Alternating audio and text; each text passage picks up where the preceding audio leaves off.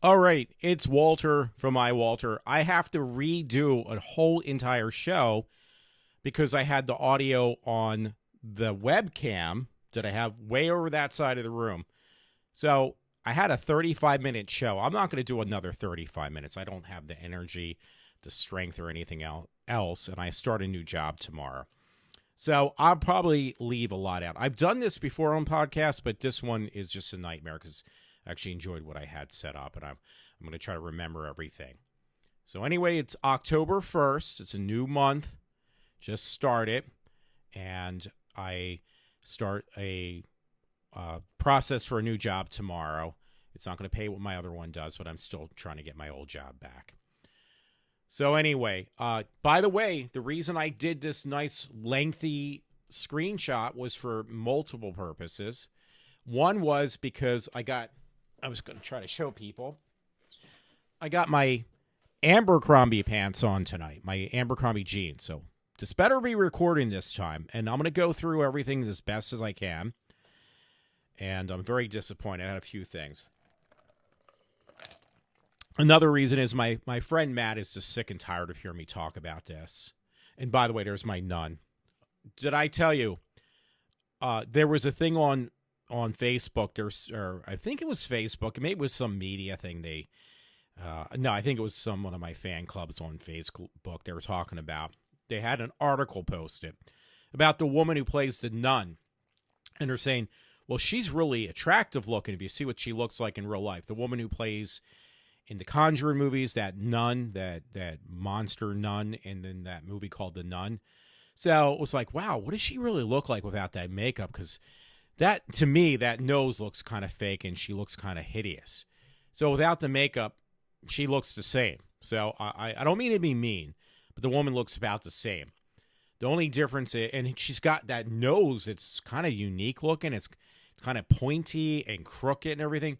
That's that actress's real name. Now, hearing her talk was kind of hip, and she sounded pretty hip and really cool. But, yeah, she's got a crooked nose in real life, too. And her face does not look that different, trust me, without or with the makeup. She just seems like kind of like a cool woman, but that's about it.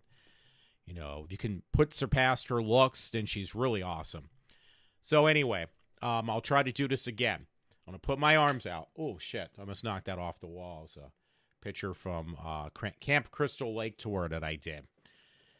Okay, my arms are extended out that long right now. And I'm going to try to move across and show you what it looks like. That is the length of my new monitor. Okay, so my old monitor, it went bad. It was, I bought it from this place called Micro Center in St. David's. So the monitor had taken a crap.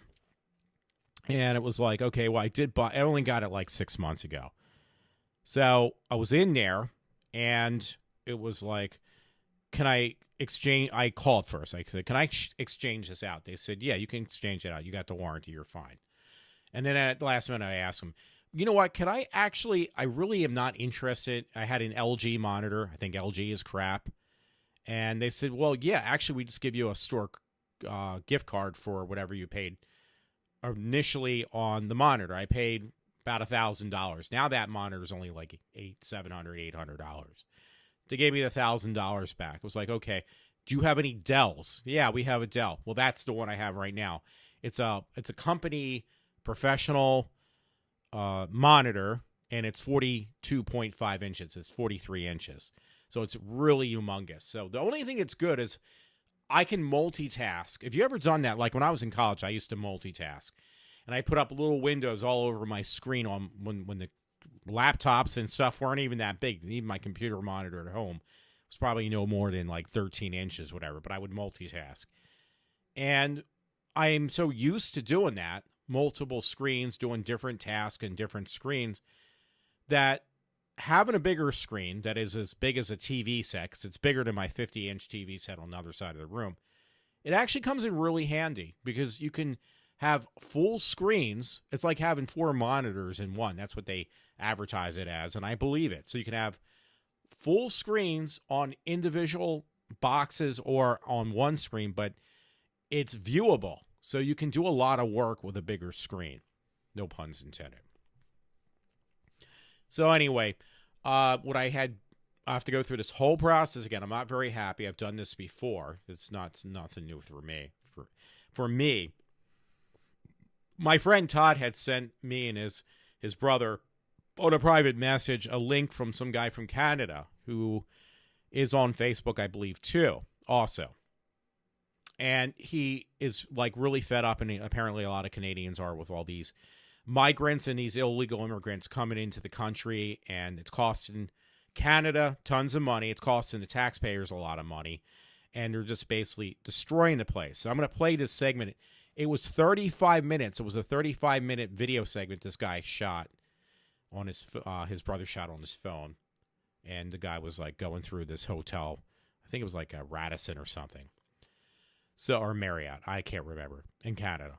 So he does other things like that, and I got to tip my hat to this guy, because when I play this, I ripped the audio, and out of that 35 minutes of audio, I ripped it down to the first 3 minutes, 3.5 minutes.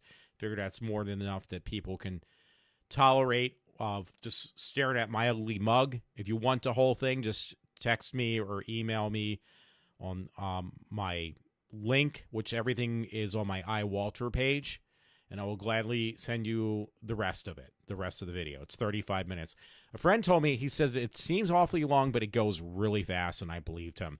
Because initially I was only going to do like 30 seconds. I was listening to it. I was like, wow, this is really good. But I can't play a half an hour of audio because it would really deter people from even listening to me even more so. So anyway, we'll do that later on. Now that I'm doing the whole show over again, well, I have to pull up my stories now that I only had 2 tonight. It wasn't anything spectacular, trust me. But one was that movie Hellfest, which I thought was going to do a lot better, and it did not do that well at all. So I had all this up. Now I'm doing the whole freaking show again, so I'm really not happy. The movie only cost, I mentioned this before, I did a whole thing on that, $5.5 million to make. So I was like, perfect. Well, the movie barely made that over the weekend. So I was really upset about this. It's like, why did this movie do so horribly? It's original idea. It was a promotion for Six Flags. The premise of the movie was really cool, despite, it being a whole promotional thing for a movie. And it only came in number 6. And I mentioned this prior to doing this podcast, that I've seen movies that were really bad, they were horrible, and they still came in number 1 just because it was something new. And I don't understand, like, people will see over and over again, and it makes billions of dollars, or close to $1 billion, or all those damn Marvel movies. It's like, don't you get tired of seeing superhero movies after a while? This was a horror movie, perfect time, and it's around the Halloween month. It is October now. The idea was very clever. The end of the movie was excellent. It wasn't a fantastic movie, but it was definitely entertaining. And yet it barely can make a little over $5 million. Don't understand it at all. If it's a piece of crap movie, then it will make like $100 million or something like that. A couple $100 million. I don't understand that. Nobody wants to see anything that's like original. So that kind of just upsets me. I'm glad the show was only a half an hour that I wasted and, flushed down the sewer system now. So I would recommend it. Again, don't think it's like, oh my God, this movie's horrible, or it's not that scary. It's not horrible. It's not that scary. But it's actually definitely, I just wanted to tip my hat because I thought it was an original idea. Making a whole movie about a amusement ride at Six Flags. I mean, that's a really interesting idea. I thought they executed it fairly decent. No, I'd say it was really well. I thought the actors in there were really good. The guys and the gals that were the main characters, they didn't stereotype in the characters, and the movie does horrible. Maybe you need to do all this stuff. There was no nudity. There was no man or woman on top of each other having sex. None of that. It was very subtle, and it was a good kickback to the 80s horror movies minus all the sex. And I did not have a problem with that. I thought it was really well executed. But unfortunately, Obviously, other people don't feel the same way. They want all that makes no sense type of horror film. You know, we can't have something that actually is wholesome. I'm not saying the movie's wholesome, but compared to most of the crap out there, this was. There was something on Facebook, too, I wanted to mention. And I got to find it again because, you know, I was doing my show and I was like, wow, audio sounds like crap. What's going on here? So I got to look for this again. Something a friend sent me. Okay, here it is. You know what? There was another case, and this really just pissed me off, with an Abington high school teacher who lives in Willow Grove, a man, 55, who got in trouble for inappropriate contact with a student. Now, that's one thing. You know, yeah, the guy did something wrong. He should pay the price. So, but his bail was set at $250,000, and he had a cash bail of $250,000, and he probably obviously lost his job. Abington high school teacher. Okay, that's fine. That's good. They punished the dude. But you see a lot of these. There was 1 week alone, there was like 20 different school teachers from around the states, all of them in trouble for having inappropriate sex with kids. And some of them were married women with like kids of their own. Other ones were single females that were school teachers having sex with 14-year-olds and admitting to it. So one teacher actually got a slap on the wrist. She got to keep her job, and she didn't get any type of punishment whatsoever. They were going to try to give her at least a year in jail. So my problem is, why are you giving these male teachers for doing the exact same thing, and probably not even as far as having a relationship with a 14-year-old like these women have been doing? But the women get a slap on the wrist. The man gets like 10 or 15, 20 years in jail, and his the rest of his life he's going to be on Megan's Law. The women get nothing most of the time. So my argument is, you got to do the same thing, folks. You got to do the same thing. You're putting a man in jail for 20 years. You put that woman in jail for 20 years or 50 years, whatever it is. You charge a man $500,000 in bail. You charge the woman $500,000 in bail. $100,000 for a man, $100,000 for the woman. If the crime is the same, I don't care if you're a man, a woman, or even from some other planet, you give them the same punishment. You don't water it down. Bottom line. This will not stop the issue, but it will definitely make them think twice before they do it again. You're not going to stop it by giving people a slap on the wrist. You're not going to stop it by catering to these people because you feel sorry for them. That's why I want to play this segment from Canada, by the way, as well. I think I mentioned this before. I'm trying to remember what I said the first time around tonight. But I mentioned me and a fellow friend of mine's, Todd. We went to the Trump rally a year and a half ago up in Wilkes-Barre. And I met a guy who was from Canada, and he was a he really supported Trump. He really liked what Trump had to say. His name was Butch. He was actually from closer, from Canada, but I think it was, I can't remember, but it was like closer to the realms of where California is, but, that part of Canada. So it was out on the West Coast. And he came all the way out here. He is a truck driver. And he says, yeah, I really like Trump, and I like what he has to say. And I think that Canadians are actually having that wake-up call. It's like, okay, we've been too nice for too long. We're gonna stop being Mr. Nice Guy. We're not gonna cater to these migrants, these illegal immigrants, because they're just basically walking all over us. You don't hear that from the U.S., though. You don't hear the U.S. doing this. We are still buckling in, and whoever we feel is being victimized, we just basically let them walk all over us like we're AstroTurf. I mean, it's just really bad. This has got to stop. This has got to stop, people. So anyway, well, I did it shorter this time than I did the last time. I'm kidding. I think I had a couple other things, but that was the main thing. Okay, I was showing people my room because I got a nice, not really, but almost like a vista shot of my room. So I was going through everything in my room. I told you about the monitor. It's a 42.5-inch monitor. Did not cost me a dime. I actually have an iPhone 8 Plus right now, which is nice. I got a replacement phone because I had problems with my 8 Plus phone. It was having major problems. The new one is not having the same exact problems, but it is having problems.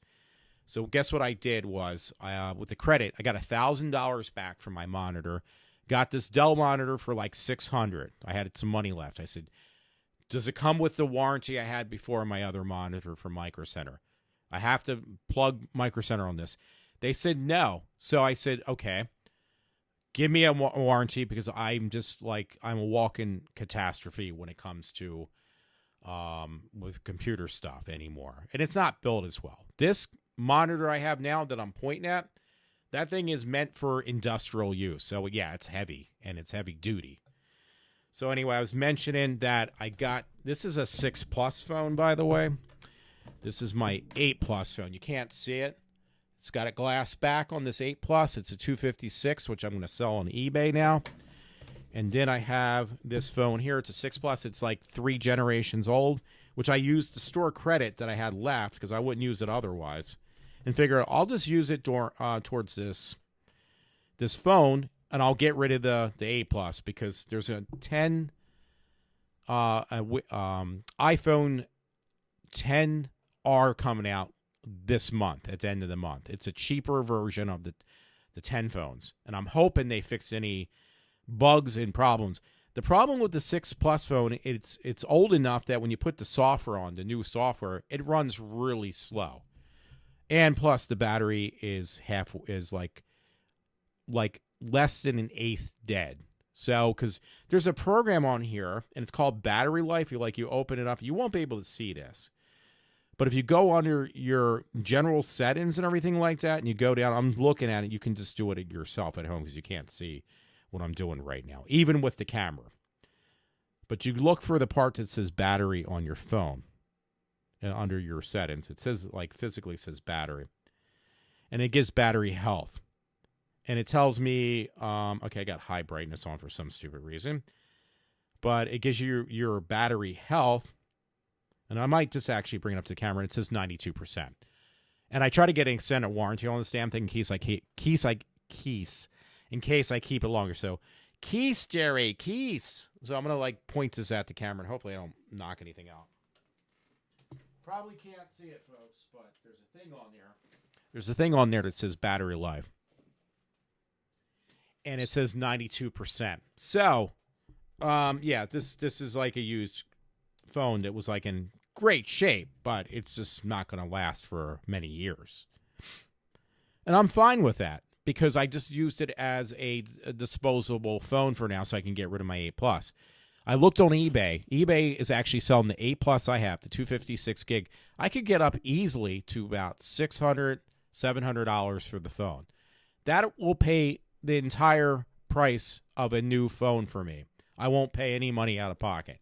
And that is my ultimate goal. I don't want to pay money out of and get myself into more debt. I want to keep myself as close to debt-free as possible.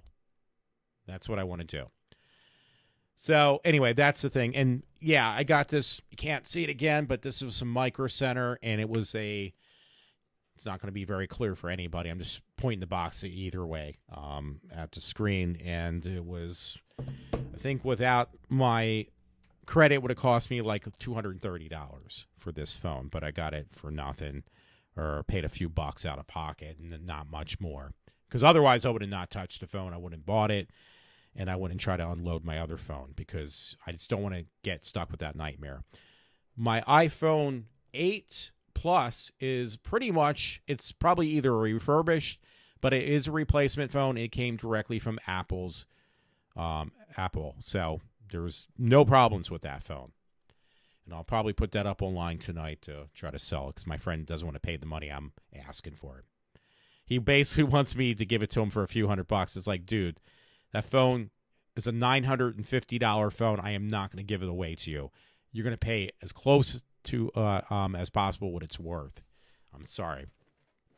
So anyway, I'm going to point around, and I'll play that segment, and I will get this done. And, wow, I'm at a 20-minute mark again. That is my nun doll from Living Dolls, whatever they call it. It's that thing for replica characters from horror movies. And cost me nothing because I traded a bunch of crap in, so I didn't have to pay anything for it. A bunch of movies I wasn't watching. Going to go down the line. I'm pointing first, number one. That is Camp Crystal Lake. When I did a tour of Camp Crystal Lake years ago. Well, it's not Camp Crystal Lake. It's actually Nobi Bosco. How do I know that? I don't know. I can't say anything else, but it's called Camp Nobi Bosco. This is a picture group shot of Camp Nobi Bosco when I did that. This down here, which you cannot see, is a shadow box somebody did on Etsy, I believe it's called. And it is of Friday the 13th when it was out on cartridge for the original Nintendo system. Behind me, I'm going to go through that stuff real quick. So I'm introducing folks to my room. Let's see if I can get my finger.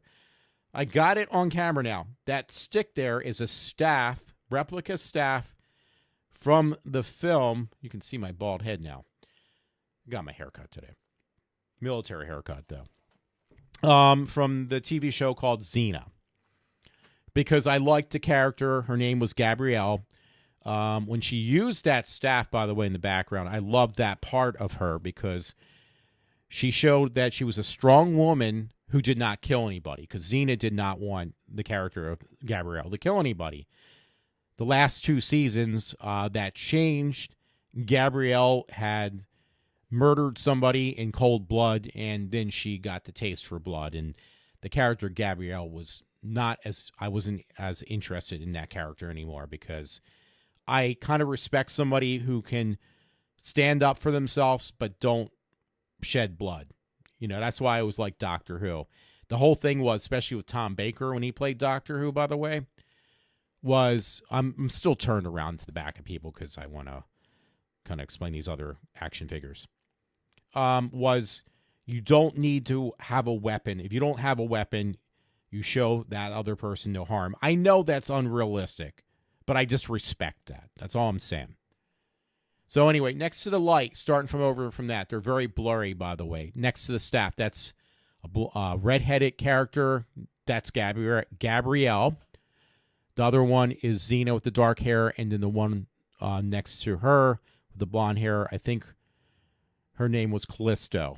This is really weird. I know all these characters' names, but yeah, I do know them. And I actually really thought they were cool characters. I really liked the show a lot. I marathoned the show of Xena, and I thought I'd be back by work, and that was about 2 months ago or 3 months ago. I actually finished the whole entire series, all 5 years of Xena, and I thought, again, I'd be back at work, and I wasn't, but I will be starting some other job starting tomorrow. So I'm going to get ready for that. I'm almost at my 35-minute, well, I'm not, but I mean, I got to play this segment. So anyway, yeah, there were, you know, so that was a cool show. I just respected the background. You know, most people think, oh, well, you know, guys don't like strong women. No, actually, it's the opposite. Guys respect women who have backbones. And, you know, that's unheard of, but yeah, it's true. You know, don't let that get out because it might ruin the left's agenda that women are all victimized, which I find to be utter nonsense. So anyway, I'm going to point this at the screen again because I did it just about half an hour ago. You can see that says backwards. Unfortunately, the camera is showing it backwards, but it says Hammer Films. These were box sets I bought. I bought these about a couple days ago. It was like $10 for 11 films, 2 box sets. If you open it up, I didn't do that before, so I'll do something different. The one's missing. The one disc is missing. But they're like kind of fancily marked. You can kind of see the writing's kind of fancy. These aren't for the price. These are actual authentic discs. These movies are made in England. I am showing the back to show you it's a real disc. It's not a burned copy of movies. So these are all officially licensed, from Hammer. And these box sets were, like, for 2 of them, was $10 or $15, I believe. That's what the Amazon Prime shipping. And it's 11 movies. So anyway, there was a movie on here called Scream of Fear. And it was like I was kind of skeptical about seeing it. I was like, wow, this is probably really dumb. But actually, every Hammer film I've seen so far, they're pretty damn good. Hammer got started because years ago, Hollywood would not allow them to get the rights for movies like with the flat top Frankenstein or the Dracula with Boris Karloff.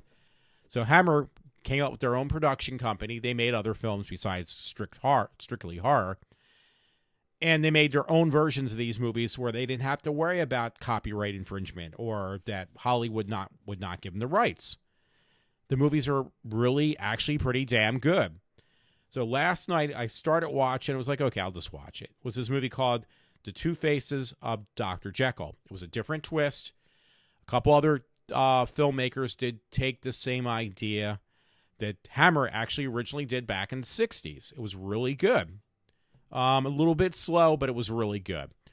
Because actually, Jekyll was the ugly one, and Hyde was this really good-looking guy, but he was extremely obnoxious and very condescending towards women and everybody else. But the ugly person was not Hyde. It was actually Jekyll.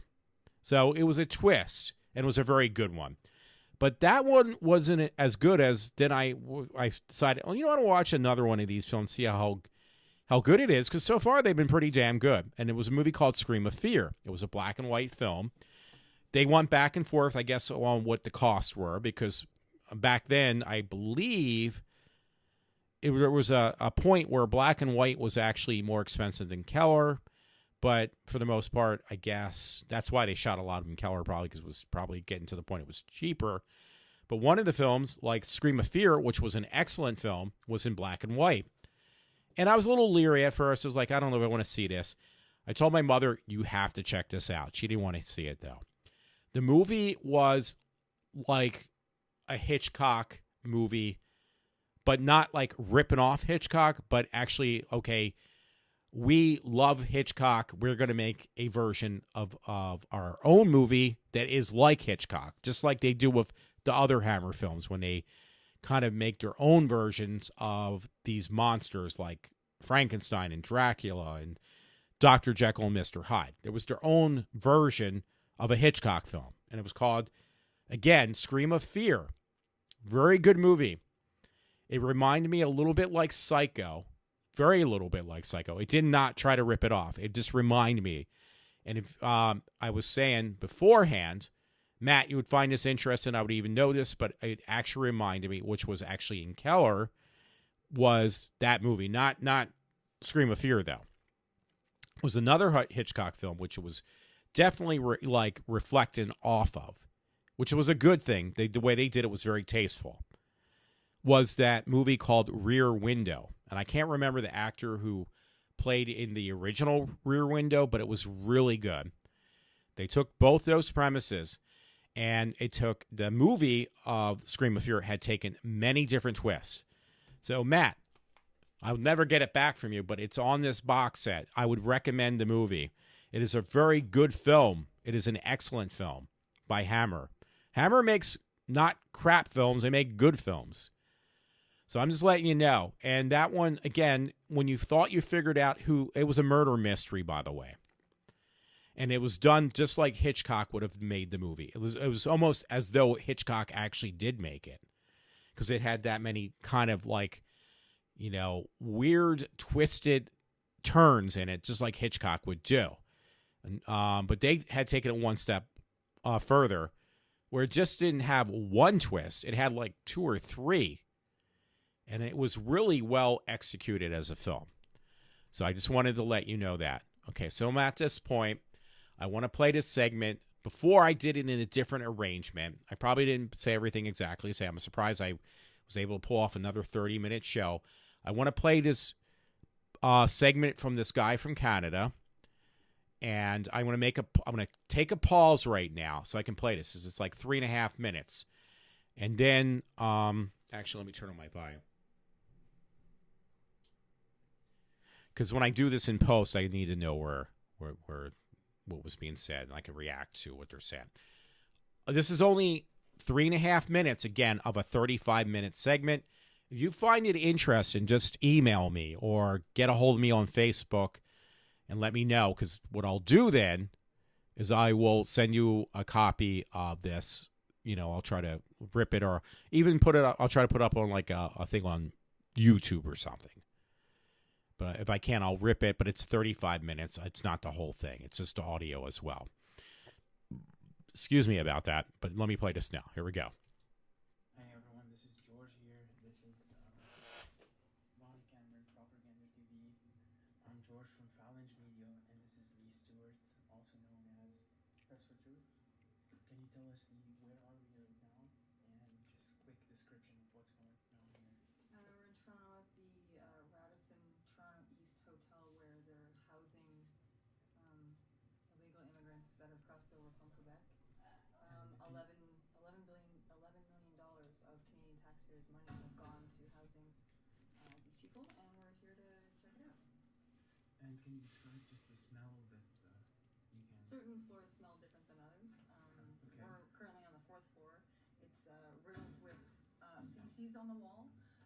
We're going to take you around and show you the exact state of this hotel, because it's absolutely ridiculous. There's literally garbage all over the floor, kids running all over the place. There's many reports of clients being harassed, women being harassed and actually assaulted. As you can see here, like, it's absolutely disgusting. Like, there are shit stains. I'm sorry, but there are shit stains on the walls. Look, there are shit stains on the walls everywhere. Just more cultural enrichment coming from refugees, fake refugees. This is Ronnie Cameron, my brother Ronnie Cameron. And He's literally drawn all over the walls. yeah, this is some refugee next level art. Look at this art here. A stroller. An empty stroller. You guys have here an empty stroller left in the middle of nowhere. Where is the baby? Is it a ghost baby? I don't know. There's been a lot of planes. Just go on TripAdvisor. You'll see the comments. Apparently there's been There's literally paint all over the walls. Can you tell us a little bit about the comments or the reviews that's regarding to this hotel? Read some. So we're just Some of the walking around reviews with on people. TripAdvisor. All right. Taking a look at what's going on. These are some There's been a lot art. of reviews posted. People saying how they're treating the place Excuse me, sir. like a sort of Do you work here? Yeah. Can you just tell us like what's going on here? We're at in room 605. I'm so surprised because like it seems there's a lot of people that are just destroying everything, and like there's like literally shit on the wall. refugees. Refugees? Yeah, homeless. Do you think it's okay for a refugee to put shit on the wall? Yeah, that's why they make all the other folks. They make your job harder, right? Yeah, every day same. Oh man, are you Not the older folks. the older Yeah. the older ones? Is there any violence that happen here? Violent. No violence, because we were reading We some. have security. Security. You have security. Yeah. Yeah, we heard that there was reports that some people have been assaulted waiting in the lobby. Is that true? Oh, when? You haven't heard? Okay. We've heard of cases where there are women being assaulted and property stolen, like their phones and stuff like that. No, nothing happens like that here. So you guys know anything about it? Well, you guys can go ahead and read the reviews for yourselves. Thank you very much for taking the time to talk to us. Just read the reviews online. It's called the Radisson Hotel. Okay, you heard that. That was the Radisson Hotel. I cut that too quickly. So yeah, there's more to that. Just let me know if you want to hear it or want to see it, and I'll make sure to go out of my way and get that out to you. So it is October 1st. There was something else I was going to mention. Not much, but it was on the news, actually. It was in Allentown, where on Facebook. That gentleman you can catch. He's got a Facebook page, and my one friend said, I really got to add him because we always make references to Canada and Canadian people, but we're just doing it out of fun. But really, they have a better grasp on things than we do in the United States. They're starting to realize, wait a minute, we're getting stepped on, and we're getting walked all over by these illegal immigrants and these people who just don't want to work. This is going to stop. This is nonsense. So I'm glad that somebody sees something going on around the world. But there was an incident, and I have my own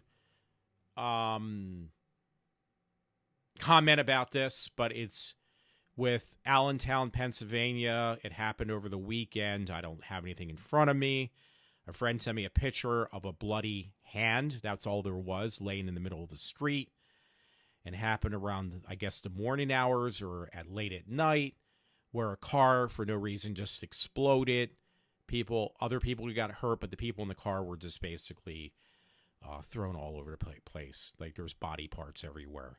So there was photos going up on Facebook and of these body parts. Again, a friend had submitted a severed hand that was just that's all there was, laying in the middle of the street. All of that stuff was pulled because of the contents, obviously.